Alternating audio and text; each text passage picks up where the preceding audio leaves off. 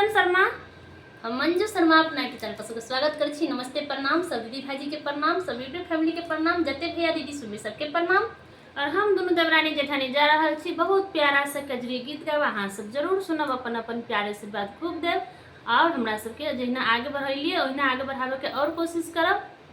बहुत प्यारा सा कजरी गीत छै, देखबे पिया वाला कते दिल धड़कै छै, केहन दिल सुना सुना लगे छै, जरूर सुनब और कमेंट हर करके अंगना जरूर कते बताइब। सुहान लगे छै, हाँ कते सबके कमेंट के हम सब इंतजार करब, जरूर अहाँ सब अपना अपना प्यारा से बात देते। बहुत प्यारा सा कजरी गीत छै, अहाँ सब जरूर सुनब, जरूर फुल वॉच करब। गर जैसा बन भा